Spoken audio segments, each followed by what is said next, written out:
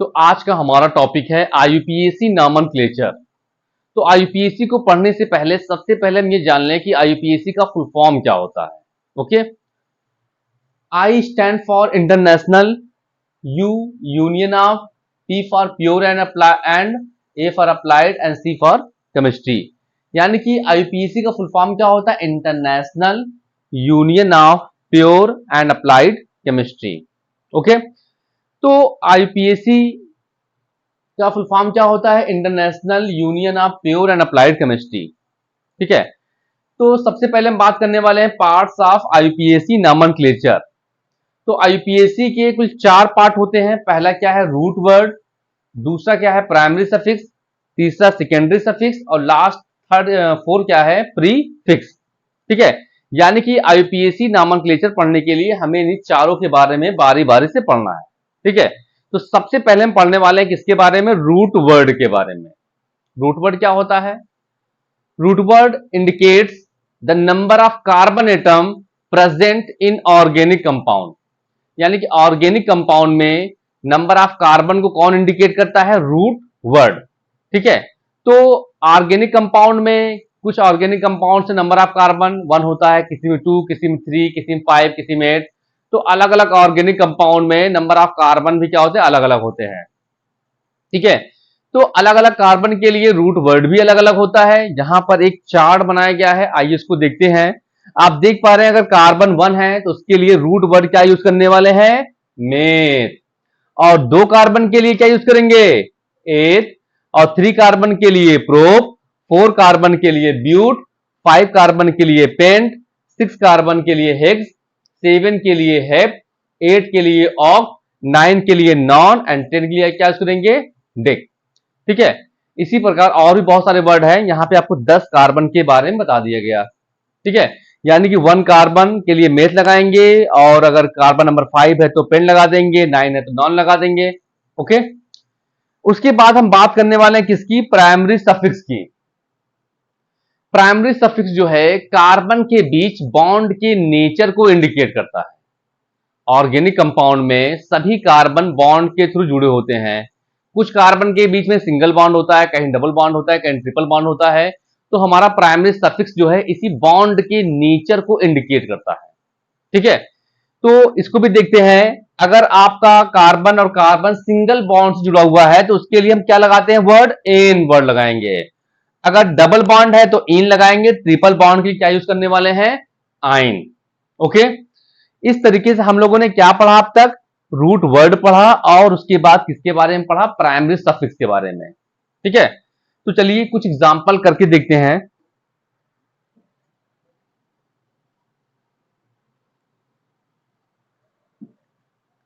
Suppose कीजिए कि आपको एक कंपाउंड दिया गया है CH3 single bond CH2 single bond CH3, और आपको इसका आईयूपीएसी नाम बताना है।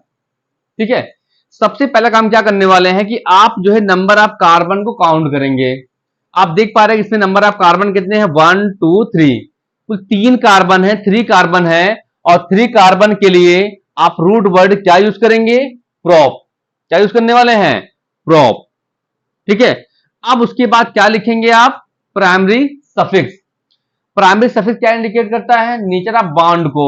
आप देख पा रहे हैं कि यहां कार्बन कार्बन के बीच में सिंगल बॉन्ड है, और यहां भी कार्बन कार्बन के बीच में सिंगल बॉन्ड ही है, इसलिए क्या लगा देंगे यहां पर? एन। और ये क्या हो जाएगा? प्रोपेन। इस तरीके से CH3 CH2 CH3 का आईयूपीएसी नेम क्या हो जाएगा? प्रोपेन। एक और एग्जांपल देखिएगा, CH3 CH2 single bond CH, फिर डबल बॉन्ड CH, उसके बाद क्या करेंगे? यहां पे CH2 कर दीजिए आप। चलिए इसका आईयूपीएसी नाम बताते हैं। कार्बन कितने? 1 2 3 4, कुल 4 कार्बन है। तो 4 कार्बन के लिए हम क्या यूज करने वाले? Root word ब्यूट। ओके, यहां ब्यूट लगा दिया गया। अब प्लस क्या लगाने वाले हैं? Primary suffix. आप देख पा रहे हैं यहां पर जो है कार्बन कार्बन के बीच में जो है डबल बॉन्ड आ गया। तो जब डबल बॉन्ड आ जाएगा तो हम सिंगल बॉन्ड के लिए सफिक्स नहीं लगाएंगे। सिंगल बॉन्ड का प्राइमरी सफिक्स हमको नहीं लगाना है, सिर्फ हम जो है डबल बॉन्ड का ही लगाएंगे। आप देख पा रहे हैं डबल बॉन्ड के लिए जो है प्राइमरी सफिक्स क्या लगाते हैं? इन लगाते हैं। तो यहां आप इन लगा दीजिए, इसका नाम क्या हो जाएगा? ब्यूटेन। 3। ओके, तो इस तरीके से CH3, CH2, CH double bond CH2 का यूपीएससी नाम क्या हो जाएगा? ब्यूटीन। एक और एग्जांपल देखिएगा, CH3 single bond C triple bond CH, इसका यूपीएससी नाम लिखने वाले हैं। तो यहां पे नंबर ऑफ कार्बन कितना? 1 2 3। 3 कार्बन के लिए क्या लगाएंगे? प्रोप। ठीक है, और प्लस क्या करेंगे? ट्रिपल बॉन्ड के लिए आयन लगा देंगे। क्या लगाएंगे? आयन। इसका नाम क्या हो जाएगा? प्रोपाइन। ठीक है, इस तरीके से आपको कुछ एग्जांपल्स दिखा दिए गए जिसमें जो है हम लोग जो है रूट वर्ड और प्राइमरी सफिक्स की हेल्प से आईयूपीएसी नेम लिख दे रहे थे। ठीक है, होता क्या है कि आईयूपीएसी कुल 4 पार्ट होते हैं। कुछ ऑर्गेनिक कंपाउंड्स के नेम जो है हम जो है रूट वर्ड और प्राइमरी सफिक्स के थ्रू ही निकाल लेते हैं, बट जो कॉम्प्लेक्स ऑर्गेनिक कंपाउंड्स होते हैं उनका आईयूपीएसी नेम फॉर्म करने के लिए, आईयूपीएसी नाम बनाने के लिए हमको सेकेंडरी सफिक्स और प्रीफिक्स को भी पढ़ना होता है। ठीक है, तो अब हमारी अगली हेडिंग क्या है? Secondary suffix. ठीक है, आपका रूट वर्ड हुआ, यानी कि पहली हेडिंग क्लियर हुई यहां पर, और ये क्या हुआ आपका? Primary suffix. अब हम तीसरी हेडिंग की बात करने वाले हैं, किसकी? सेकेंडरी सफिक्स की। सेकेंडरी सफिक्स क्या इंडिकेट करता है? फंक्शनल ग्रुप को। ऑर्गेनिक कंपाउंड में जो फंक्शनल ग्रुप है उसे कौन इंडिकेट करता है? Secondary suffix. Secondary suffix indicates the functional group, the main functional group present in organic compound। चलिए इसी तरीके से इसका भी एक चार्ट बनाते हैं हम लोग। ध्यान रखिएगा, यहां लिखते हैं क्या हम लोग? फंक्शनल ग्रुप, और यहां क्या लिखेंगे? Secondary suffix. S for secondary, S for suffix, secondary suffix.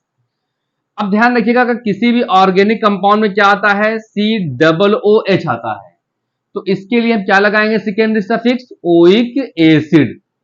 ठीक, अब अगर OH आ जाता है क्या लगाएंगे? ऑल। CHO के लिए क्या लगाते हैं? अल। CO के लिए ओन। NH2 के लिए अमीन। ठीक है, इसी तरीके से क्या करते हैं हम लोग जो है सेकेंडरी सफिक्स को भी आईयूपीएसी में लिख देते हैं। अगर मान लीजिए कोई ऑर्गेनिक कंपाउंड है उसमें COOH जुड़ा हुआ है, तो उसके लिए सेकेंडरी सफिक्स क्या लगाएंगे? Oic acid. अगर OH लगा हुआ है तो ऑल लगाएंगे, CHO के लिए अल, CO के लिए ऑन, और NH2 के लिए क्या लगाने वाले हैं? एमीन लगाने वाले हैं। ओके, ध्यान रखिएगा, एक बात आपको और बता दें कि सबसे पहले हम जो है आईयूपीएसी नाम लिखने के लिए हम पहले रूट वर्ड लिखते हैं। सबसे पहले रूट वर्ड, फिर प्राइमरी सफिक्स लिखते हैं, फिर सेकेंडरी सफिक्स लिखते हैं, और प्रीफिक्स को रूट वर्ड से पहले लिखते हैं। ध्यान रखिएगा, पहले क्या लिखेंगे? रूट वर्ड, फिर प्राइमरी सफिक्स, उसके बाद सेकेंडरी सफिक्स, और रूट वर्ड से पहले किसको लिखते हैं? प्रीफिक्स को। एक बात, और दूसरी बात यह है कि अगर आप सेकेंडरी सफिक्स को लिखने वाले हैं तो आप सेकेंडरी सफिक्स को लिखते समय प्राइमरी सफिक्स के ई को क्या करेंगे?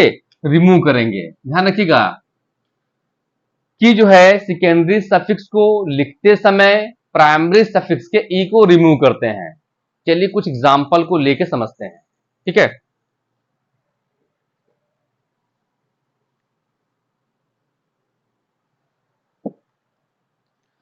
अब जैसे ले लिया गया CH3 CH single bond COOH, ये एक ऑर्गेनिक कंपाउंड दिया है और हमें इसका ही आईयूपीएसी नाम बताना है। ठीक है, तो सबसे पहले बारी आती है नंबर, कार्बन नंबर को काउंट करने की। ध्यान रखिएगा, कार्बन नंबर को काउंट करने के भी नियम हैं। हम कार्बन की नंबरिंग वहीं से करते हैं जहां से फंक्शनल ग्रुप के कार्बन को कम से कम नंबर मिले। ध्यान रखिएगा कि नंबरिंग करने का तरीका क्या है कि हम नंबरिंग वहां से स्टार्ट करते हैं जहां से फंक्शनल ग्रुप के कार्बन को नंबर कम मिले। जैसे कि यहां देख पा रहे हैं कि इसमें 1 2 3 कार्बन है, चाहे आप यहां से काउंट करें तब भी 3 कार्बन आएगा, अगर यहां से काउंट करेंगे तब भी 3 कार्बन आएगा। ठीक है, लेकिन आप नंबरिंग कहां से करने वाले हैं? जहां से जो है फंक्शनल ग्रुप के कार्बन को, आप देख पा रहे हैं कि फंक्शनल ग्रुप में भी एक कार्बन लगा हुआ है, इसके कार्बन को कम से कम नंबर मिलना चाहिए। ठीक है, इस तरीके से नंबरिंग कहां से करेंगे हम लोग? यहां से 1 2 3। कार्बन कितने हुए? 3। 3 कार्बन के लिए क्या लगाने वाले हैं? प्रोप। लगा दिए। अब उसके बाद जो है रूट वर्ड के बाद क्या लिखने वाले हैं, प्राइमरी सफिक्स। और प्राइमरी सफिक्स क्या करता है, प्राइमरी सफिक्स जो है बॉन्ड के नेचर को इंडिकेट करता है। तो आप देख पा रहे हैं सभी बॉन्ड सिंगल हैं, तो यहां पे क्या लगा देंगे आप, एन लगा दिए। ओके, एन हो गया। अब उसके बाद हम जो है तीसरे नंबर पे किसको लिखने वाले हैं, S S. S S means secondary suffix.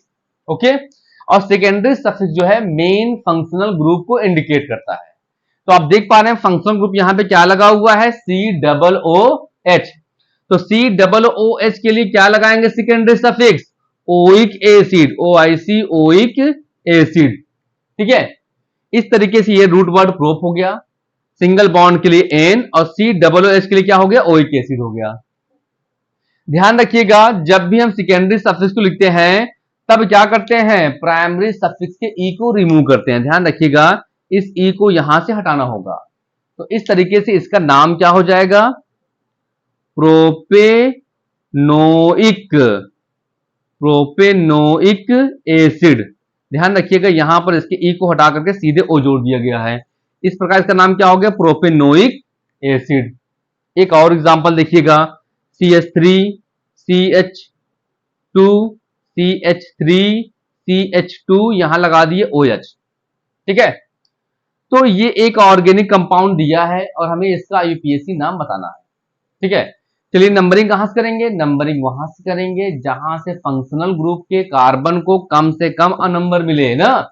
देखिए OH में तो कोई कार्बन है नहीं और OH सीधे जुड़ा हुआ है किससे, CH2 जुड़ा हुआ है, तो नंबरिंग भी यहीं से हम करने वाले हैं। ठीक, 1 2 3 4, 4 कार्बन के क्या लेने वाले हैं हम लोग, रूट वर्ड ब्यूट। अच्छा, ब्यूट। सिंगल बॉन्ड के लिए क्या लगाएंगे, एन, प्लस OH के लिए क्या लगाना है, ऑल, ओएल, ऑल कर दिए। ठीक है, अब क्या करेंगे, हम तीनों वर्ड को मिक्स करेंगे और इस ई को क्या करेंगे, यहां से रिमूव करेंगे। ठीक है, क्या हो जाएगा इसका नाम, ब्यूटेनॉल। इसका नाम क्या है, ब्यूटेनॉल। ठीक है, तो एक और एग्जांपल देखिएगा, जैसे दिया है CH3CHO दे दिया है, इसका हमें आईयूपीएसी नाम बताना है। कोई बात नहीं, 1 2 किए, 2 कार्बन के लिए क्या होता है, 8 होता है, 8 लगा दिए। सिंगल बॉन्ड के लिए एन लगा दिए, प्लस CHO के लिए क्या होता है, अल, क्या हो जाएगा, एथेनल। यहां से ये ई को रिमूव कर दिए, इसका नाम क्या हो गया, एथेनल। ठीक है, इस तरीके से हम लोगों ने क्या पढ़ा, रूट वर्ड जो कि नंबर ऑफ कार्बन एटम को इंडिकेट करता है। उसके बाद हम लोगों ने पढ़ा प्राइमरी सफिक्स के बारे में जो कि नेचर ऑफ बॉन्ड दिखाता है। फिर हम लोगों ने पढ़ा किसके बारे में, सेकेंडरी सफिक्स के बारे में जो कि फंक्शनल ग्रुप को इंडिकेट करता है। ठीक है, अब जो है हमारी चौथी हेडिंग क्या है, प्रीफिक्स। चौथी हेडिंग क्या है हमारी, प्रीफिक्स है। प्रीफिक्स क्या करता है कि ये अदर फंक्शनल ग्रुप को इंडिकेट करता है। ध्यान रखिएगा मेन फंक्शनल ग्रुप को कौन इंडिकेट करता है, सेकेंडरी सफिक्स। और प्रीफिक्स क्या करता है, जो दूसरे अदर फंक्शनल ग्रुप होते हैं उसको कौन इंडिकेट करता है, प्रीफिक्स। ठीक है, तो प्रीफिक्स का भी एक चार्ट बनाएंगे हम लोग। यहां लिखते हैं क्या, फंक्शनल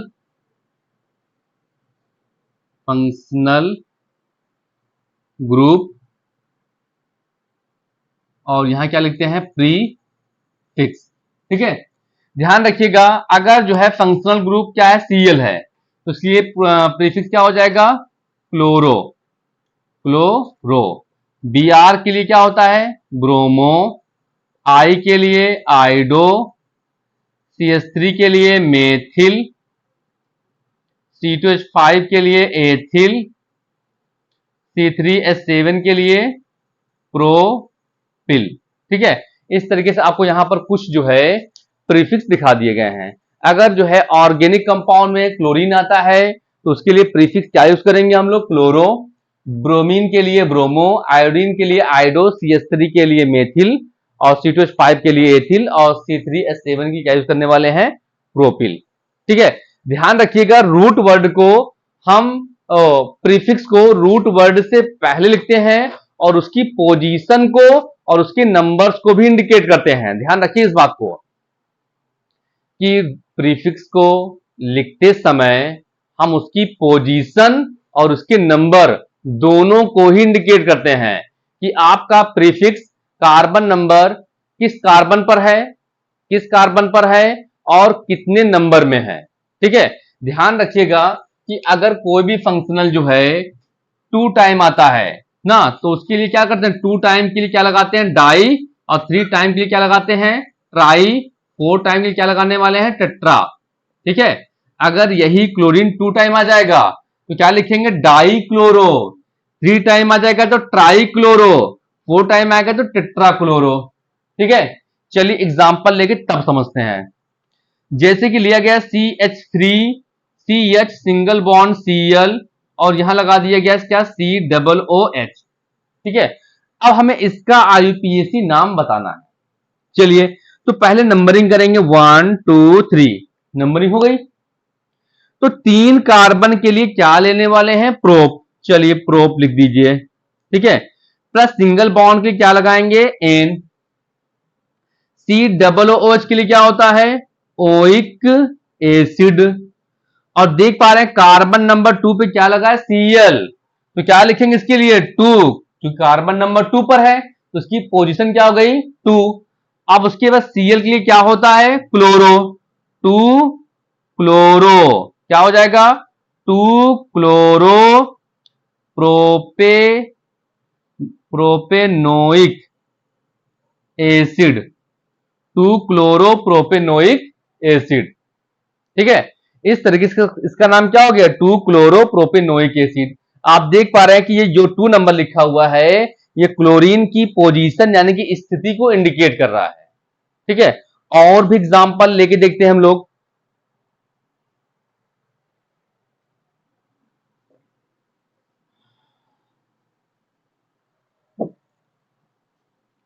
जैसे ले लिया गया CH3 सिंगल बॉन्ड C, यहां ले लेते हैं ब्रोमीन ऊपर और यहां भी ले लिए ब्रोमीन। ठीक है, तो इसके बाद क्या करेंगे, यहां ले लेते हैं CH ले लीजिए। ठीक है, अब हमें इसका IUPAC नाम बताना है। तो 1 2 3 कार्बन, 3 कार्बन के क्या लगाएंगे, प्रोप लगा दीजिए, प्लस सिंगल बॉन्ड के लिए एन लगा दीजिए, CHO के लिए क्या लगा दीजिए, अल लगा दीजिए। अब देखिए कार्बन नंबर 2 पर 2 ब्रोमीन है, एक ब्रोमीन तो आप ऊपर देख पा रहे हैं, एक ब्रोमीन नीचे है ना, क्या लिखेंगे, कार्बन नंबर 2 पर 2 2, अब चूंकि 2 बार है क्या लगाएंगे, डाई ना। यहां देखिए कोई भी प्रीफिक्स अगर 2 बार आता है उसके लिए क्या लगाते हैं, डाई, तो 2 2 डाई ब्रोमो, क्या हो जाएगा, 2 2 di bromo propanal, 2 2 di bromo propa, मतलब 3 कार्बन के लिए प्रोप, सिंगल बॉन्ड के लिए एन और CHO के लिए क्या हो जाएगा, अल, यानी कि 2 2 डाई ब्रोमो प्रोपेनल। ओके, इस तरीके से हम लोगों ने IUPAC को पढ़ लिया, जिसमें हमें पढ़ाया क्या गया, रूट वर्ड के बारे में, प्राइमरी सफिक्स के बारे में, सेकेंडरी सफिक्स और लास्ट में किसके बारे में पढ़ाया गया, प्रीफिक्स के बारे में। ध्यान रखिएगा, सबसे पहले क्या लिखते हैं हम लोग, रूट वर्ड लिखते हैं, उसके बाद प्राइमरी सफिक्स लिखते हैं, फिर सेकेंडरी सफिक्स, और लास्ट में क्या करते हैं, रूट वर्ड से पहले हम प्रीफिक्स को लिखते हैं। ध्यान रखिएगा, प्रीफिक्स को लिखते समय हम क्या करते हैं, उसकी पोजीशन और उसके नंबर को भी इंडिकेट करते हैं। ठीक है, तो कुछ रूल है IUPAC नाम लिखने के, उसको सुन लीजिए आप लोग। सबसे पहला रूल क्या होता है, नंबरिंग ऑफ कार्बन एटम। तो हम नंबरिंग कहां से करते हैं, जहां से फंक्शनल ग्रुप के कार्बन को कम से कम नंबर मिले, एक बात। दूसरी बात क्या होती है कि जो है हम ऐसी चैन को सिलेक्ट करते हैं जिसमें नंबर ऑफ कार्बन एटम क्या हो, ज्यादा हो। और सेकेंडरी सफिक्स को लिखते समय प्राइमरी सफिक्स के ई को रिमूव कर देते हैं। प्रीफिक्स को रूट वर्ड से पहले उसकी पोजीशन और उसके नंबर को इंडिकेट करते हुए लिख देते हैं। ओके, एक और एग्जांपल देखिएगा।